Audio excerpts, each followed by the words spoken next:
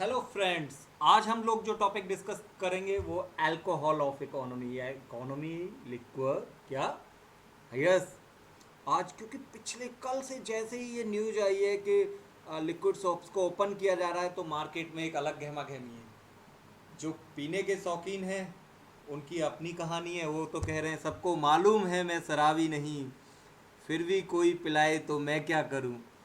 और जो पीते नहीं उनके दिमाग में चल रहा है कि क्या इतना गवर्नमेंट का एसेंशियल था, जहाँ सोशल डिस्टेंसिंग को हम पिछले एक डेढ़ महीने से फॉलो करते आ रहे थे।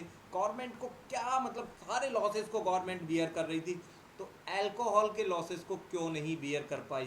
क्या कारण था, क्या तरीका था, क्या वजह थी, क्या प्रेशर था ऐसा जो इसे बियर नहीं कर सकती थी? इसे बियर वाला बियर नहीं, झेलने वाला बियर तो बियर नहीं कर पाई थी। उसके पीछे क्या क्या लॉजिक थे तो मैं वन बाय वन आपसे इसके साथ डिस्कस करूंगा। सब्सक्राइब और लाइक तो आप याद रखेंगे, वो मुझे बताने की ज़रूरत नहीं है। मैं आपको बता देता हूँ, liquor provide 20% of the share of the governments own revenue in most states. 20% overall income का 20% जो है वो रेवेन्यू का पार्टन है। 20% revenue only on generated by the liquid. आपने टैबाकू खत्म कर दिया, आपने सिगरेट्स खत्म कर दिया, आपने लिक्विड खत्म कर दिया, आपने पेट्रोलियम प्रोडक्ट क्योंकि आने जाना ही खत्म, तो यही तो मोस्टली सोर्सेज ऑफ इनकम थे। और यहीं पर सब पे फाउंडेशन आपका क्रिएट हो गया। ये एक अपने आप में प्रॉब्लम हो गई। ये मैं नहीं कह रहा, नो। जो सेविस्टन associate professor at Gulati institute of finance and taxation, Thiruvananthapuram. एक और चीज़, ऑल ओवर वर्ल्ड में जितनी भी अल्कोहल प्रोड्यूस की जाती है उसका 1/5 पोर्शन, कितना? 1/5, 1/5 in the sense 20% portion consume in consumed by the Indians, consumed by the Indians, 20% of alcohol all over the world। और एक और मज़ेदार बात चीज़, इसमें वो अल्कोहल शामिल नहीं है, इसमें वो अल्कोहल का कंट्रीब्यूशन नहीं है जिन्हें हमारे यहाँ पर आदिवासी लोग और जो देसी शराब जिसे लोग गांव में जंगलों में अपने आप बना के पीते, वो इसमें नहीं है। ये तो केवल वो अल्कोहल के एग्जाम्पशन की बात हो रही है जो बाय टैक्सेशन आता है, जो सेल्फ प्रिपेयर्ड है बाय द पाम टॉडी और दिस काइंड ऑफ थिंग्स, वो इसमें नहीं है। समझ रहे हो? तो फिर तो अगर ये और चीज़ आ गई तो 2/3 whole means consumption is too much large in Indian consumption is alcohol. अब बात आती है कि जब इतना अल्कोहल का कंज्यूम करते हैं तो देखिए, इसका economically point of view start करने से पहले आपको ये भी समझना होगा इसका एक साइकोलॉजिकल पॉइंट ऑफ व्यू है भी। जो लोग इसके हैबिचुअल हो चुके हैं उनके लिए, मैं ये नहीं कह रहा हूँ कि मैं उनकी कहीं तरफदारी कर रहा हूँ या मेरा उनसे कोई रिलेशन है या मैं कहीं गवर्नमेंट के इस फैसले को पॉजिटिव कह रहा हूँ, नहीं। 100% ये फैसला मेरी तरफ से, मेरी नज़र में गलत है, लेकिन फिर भी मैं उसके इकोनॉमिकल और सोशल पॉइंट ऑफ व्यू को आपके सामने रिप्रेजेंट करने की बात कर रहा हूँ कि जो लोग इसके हैबिचुअल हैं, हम लॉ ऑफ डिमांड में पढ़ते हैं ना, क्योंकि वहाँ पर प्राइजेस का कोई भी रिलेशन नहीं होता। हैबिचुअल, जिसके हम हैबिचुअल हो चुके होते हैं, जिन गुड्स के हम हमारे पास जिनकी हमें लत लग गई होती है, तो वो जो लत वाली चीज़ है जिनके हम एडिकेट से हो जाते हैं उसमें ये आता है। तो एक साथ उसे नहीं हटाया जा सकता जब तक कि हमारे पास प्रॉपर डॉक्टर्स के थ्रू बैकअप ना हो। इंडियन गवर्नमेंट ने क्या किया, ये सारी चीज़ें बंद की, अल्कोहल भी बंद कर दिया। वहाँ पर एक और ये प्रॉब्लम आ रही थी कि नंबर ऑफ पेशेंट आ रहे थे जो रूटीनली अल्कोहल को यूज करते थे। These are the also a problem creator. वो मेंटली अपने आप को रन नहीं कर पा रहे थे। अब जिनका डेली का हैबिचुअल है वो क्या कर सकते हैं, जो है इस चीज़ के लिए लत लग चुकी है।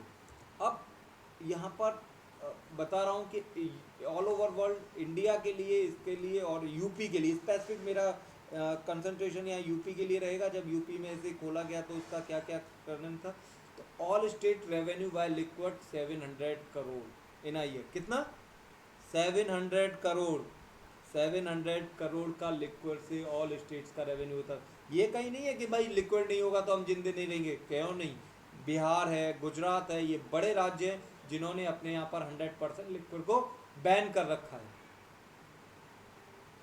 इंडिया की यूपी गवर्नमेंट की केवल 1.2% इनकम हुई है इन अ मंथ ऑफ अप्रैल।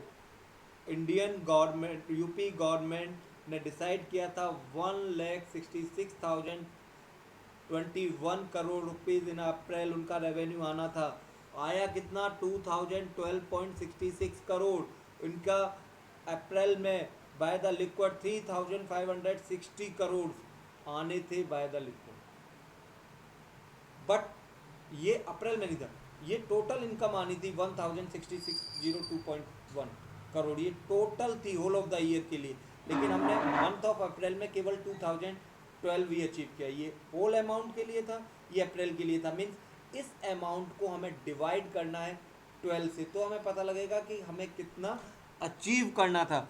अगर मैं बात कर रहा हूँ कि 1,66,021 अपॉन 12 करते हैं तो हमारे पास कम से कम 88,835 आना था।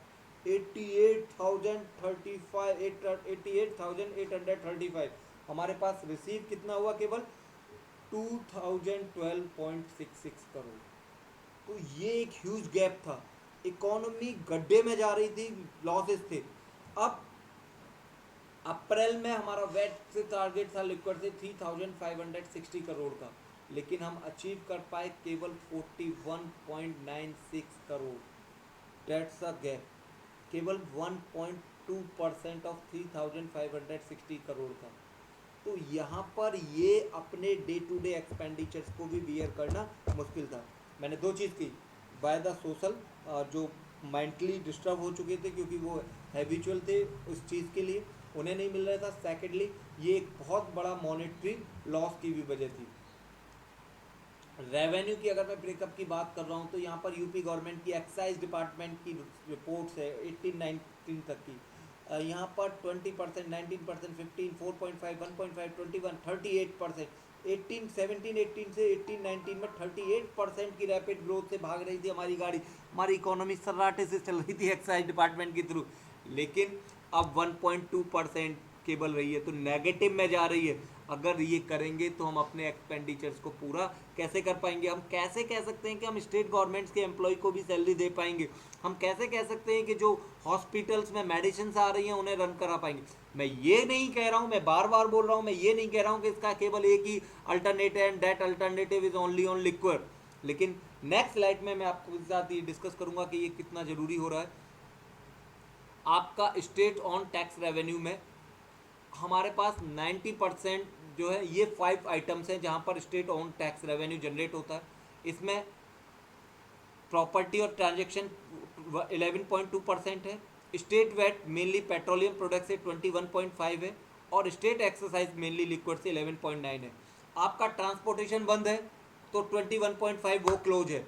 आपका लिक्विड बंद है 11.9 वो क्लोज है। व्हीकल सेल हो ही नहीं रही है 5.7 वो बंद है। गुड्स एंड सर्विसेज के अदर टैक्स में जो एजेंशियल मेनली गुड्स है उन पर टैक्सेस है नहीं, और जो बाकी के प्रोडक्ट्स है वो सेल आउट हो नहीं रहे। तो ये एक बहुत बड़ा इशू है। अब कहीं ना कहीं मुझे जो लगता है, आपने नॉर्मल ट्रांसपोर्टेशन को धीरे धीरे इंक्रीज कर रहे हो तो आप पेट्रोलियम का जो प्रोडक्ट पर टैक्सेशन है वो बढ़ेगा, प्लस जो 2 व्हीलर 3 व्हीलर्स 4 व्हीलर्स हमारे चलेंगे उन पर भी इंक्रीमेंट आएगा, क्योंकि 33% ऑफिस जाने के लिए अलाउ कर दिया गया है। प्लस गांव में जाके लिक्विड मिलेगी, सिटी में अभी ओपन नहीं है।